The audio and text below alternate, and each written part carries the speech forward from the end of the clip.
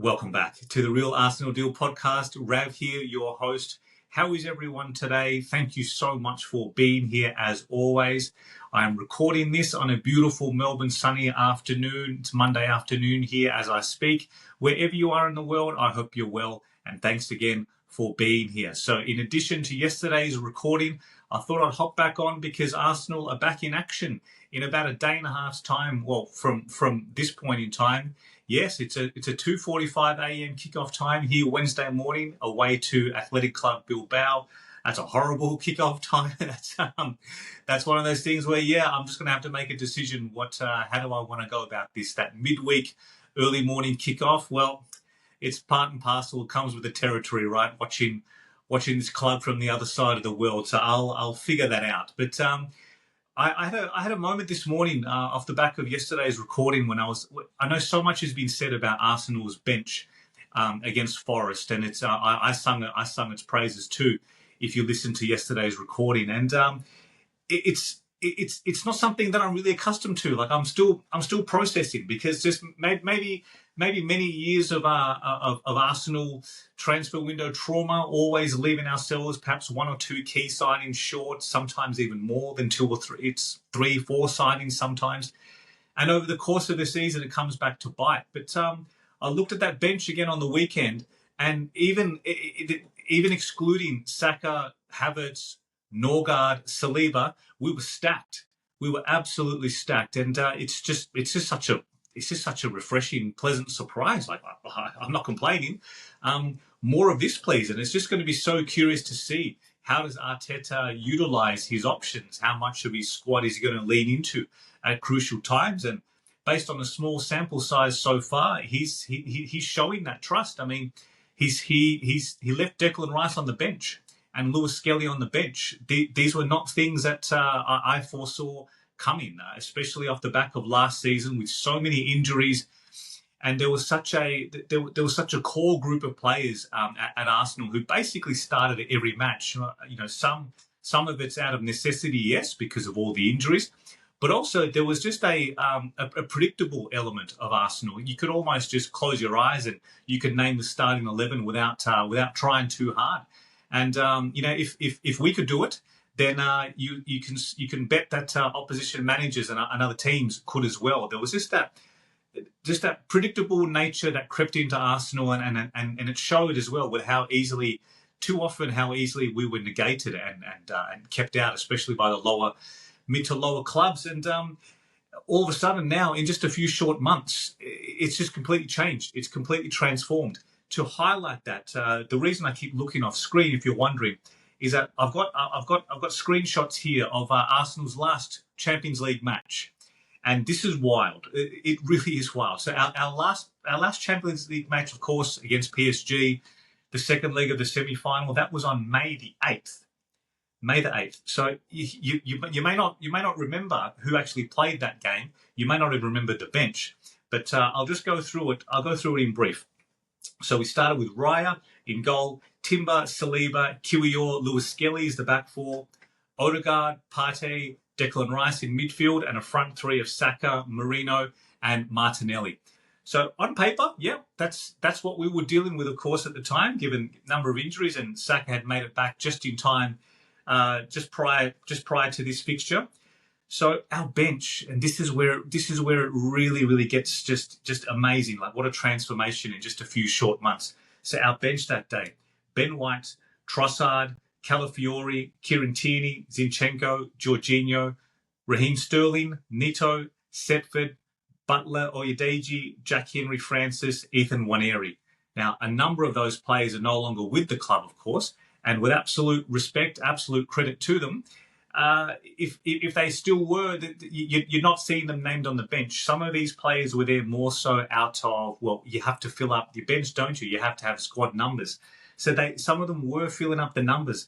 And you look at, you compare and contrast to the options that PSG had that night, and we were just short. We just fell short. Even in the first leg, the first substitution that we could make was White on about 81, 82 minutes, and we just didn't have the game-changing options off the bench to come on and impact. Yes, of course, injuries played a huge part of that, but also there's just that underlying feeling that Arsenal did leave themselves short. We were short last summer with the transfer window, and then again in January. And then you get to crunch time, you're chasing a goal, you're chasing a couple of goals in a cutthroat knockout Champions League fixture away to European powerhouse at PSG, and there's nowhere to hide. Unfortunately, we didn't have the options there on the bench. Yes, Sterling was there, but as it has been shown in the previous few months, you couldn't turn to him, you couldn't rely upon him. He just unfortunately couldn't even. And I'm just lacking confidence, but he couldn't even beat his fullback. You couldn't really give him the ball, and you saw that it bled into the players on the pitch. They didn't have that same trust, that same cohesion. They didn't want to give the ball to him at times because they just knew that, hey, we might get turned over here. So just compare and contrast just to a couple of days ago. Look at the likes of Madueke and Eza, the way, the skill they have, the confidence, the flair that they play with, take it on consistently, their fullbacks, inside and out. The number of times Madueke would go around on his right and come back in. It was joyous. It was so good. And what a contrast. That was May the 8th. So just fast forward just a tick over 4 months with the investment we've made this summer, the choices, the intentional choices we've made to really power up in the squad, and just it's wild. I'm going to read out the names of the bench against Forest: Gabriel Martinelli, Trossard, Nwaneri, Declan Rice, Lewis Skelly, White, Hincapié, Kepa, and Max Dowman, and that as well is excluding. It's going to be some big decisions to make for Arteta. That's excluding the likes of Saka, Havertz, Saliba, Norgard. And wow, it's great. It's so good. It's just going to be so fascinating to see how do we chop and change? How do we maintain that stability, that cohesion within the team, and that momentum, along with making sure that we're utilising the players when they need to. We're managing the minutes of key starters, key players, and I believe that's what we saw with Rice not starting the match on the weekend. That very much played a part, that you can just recognise that, hey, we've got some bigger fixtures coming. We've got Champions League kicking off. We've got Manchester City on the horizon next weekend. Newcastle away to St James's Park, not too far away. So we've got to have that perspective as well. Yes, Arteta will always say, in fact, every manager will always say that the next game is the most important and we're not looking beyond that. However, in reality, we are, and you need to. We do need to invest in that sense. Manage the minutes of certain players. Yes, we were so unlucky last season with some injuries and the timing of them. However, there's also that workload element to it, and unfortunately, it comes back to bite. Workload even got Saliba towards the end. He missed the last few matches of the Premier League season. I mean, the title was already done and dusted by then, but he missed with a hamstring injury, and just workload management is so crucial. What always stays in my head is January. That January run of fixtures, we will play. I think we had 11 matches in that time of the year. It was madness, especially with cup matches, League Cup semi-finals. And Kai Havertz, how many times did he finish a match? Basically, he'd collapsed to the ground in exhaustion. He needed help. It was particularly that Wolves match as well, and that image has always stayed with me. And I know it's one of those things that your best players always play. Yes, of course, that is true. And with the amount of injuries that we'd already suffered, we were unlucky with Jesus, who just came back into form. He was looking fantastic, by the way. Probably in his best patch of form since he joined the club in his opening 6 months before that World Cup. And his ACL injury was devastating on so many levels. So Havertz had to play. I just can't help look at these situations and think, could we have done something different? Could we have taken him out of the firing line? Especially those matches against Newcastle. There's a lot of spice in those matches too. Arsenal and Newcastle have quite a rivalry, and there's a fair bit of feeling in that. And Havertz was at the centre of a few of those moments. And he was, even at 3-4-0 down on aggregate, he was still chasing every ball, sprinting for it, every duel, every challenge. And I just can't help but think that it shouldn't have happened. You got to act when it's happening in front of you, and just. Yeah, anyway, that was just a bit of a side tangent to say, just to reaffirm the point that you've got to make these decisions. You've got to make hard decisions. The players are always going to play. Look at Saliba against Liverpool. They're always going to, if you ask them, these are professional, elite athletes. They want this. They live and breathe football. This is not only is it their job, is it their income, it's also their livelihoods. So they're always going to want to play. So Arteta, it's great to see so far that he's really making those decisions, taking it out of the players' hands. Sit Declan Rice down. He's just been away on international duties. He pretty much plays every minute for England, as he's been doing so for many years.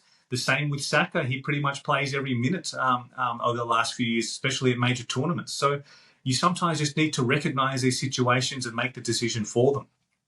Ultimately, players, that they may not be happy. However, there's a fabric at Arsenal now. There seems to be a genuine fabric throughout the playing squad that they know what we're trying to do.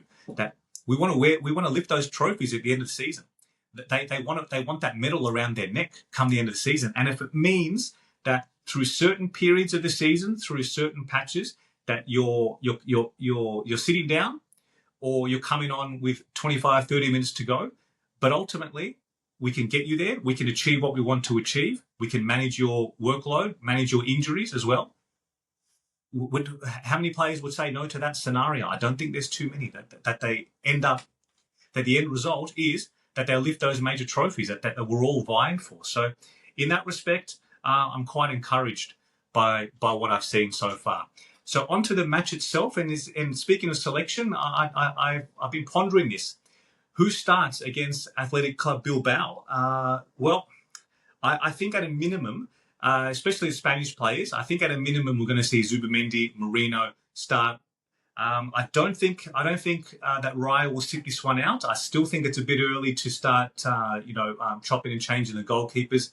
I think Kepa will play that Port Vale match in the Carabao Cup next week, I believe it is. It's mid next week on the horizon. So I think it's too soon for that. So I'm fully expecting the Spanish contingent to still be there, Mosquera included, again out of necessity because Saliba is still on his way back. But after Mosquera's game on the weekend, it was seamless. It was absolutely seamless. One of the best compliments I can give him is that we didn't really miss that drive, the passing range that we lost with Saliba. And of course, that's all full respect to Saliba. He's a walk-up start. I'm hoping he's going to be fit for the big clash against City this weekend because him and Gabriel, it's personal with Haaland, and I love that tussle. I love those contests. So if Saliba's fit for that, he's a walk-up start. In the meantime, though, we're protected because Mosquera, what a signing. I knew very little about him in the build-up to his transfer seemingly coming out of nowhere. However, I can see exactly why Arsenal wanted him, why we scouted him so heavily, why he wanted Arsenal so much. And it was just a great set of circumstances for Arsenal. He entered his last 12 months of his contract with Valencia. He didn't want to renew. He only had eyes for Arsenal. Of course, the Spanish-speaking element is massive, with Arteta in particular, of course, a number of coaches and his international teammates, Merino, Zubimendi, Raya, of course. So there's that lure, and we were able to pull those levers and make the transfer happen for what is pretty much a bargain.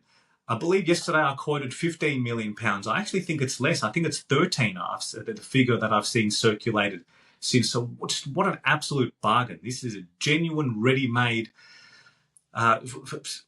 Premier League ready centre-half, and he looked absolutely brilliant. So I think he starts again. Could be a good opportunity, though, to see some rotation at fullback. Maybe Calafiori can come off the bench. Maybe if White is ready, I'd like to see Timber. Timber needs to be managed to his minutes, his workload. So some good options to have. Whether a pair of them start and the others come on, with 25, 30 minutes to go, Arteta has shown that rotating his fullbacks is something that's been a bit of a mainstay so far this season. He's made a number of substitutions in that area, so I'm anticipating minutes for either of them. But if White's ready to go, let him start. I think he's just a brilliant footballer through injury we've kind of I wouldn't say forgotten about, but because it's been so long, right? And then you just get accustomed to different players playing. Then all of a sudden someone else steps back in, like White will come in, do his thing, especially in that right corridor on the overlap. That could be really powerful with Madueke. And all of a sudden we'll just have a whole new dimension to play that unpredictable way to play, and it's just so encouraging. What a time! What a time for Arsenal! What a time to be an Arsenal fan! Like what we built, and what the players are producing so far. I mean, more of this, please.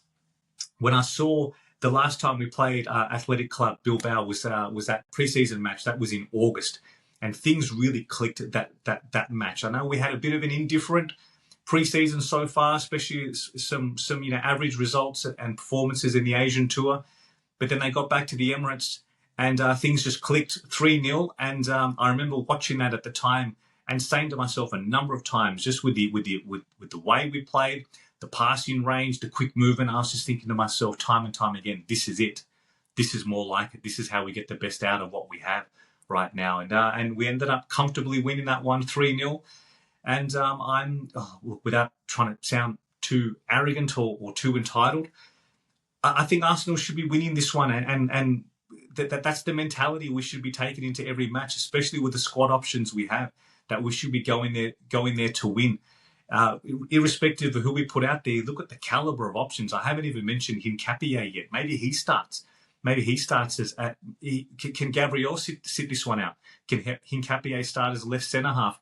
Lewis Skelly at fullback. I mean, who knows? I mean, these are the options that we now have at our disposal, and it's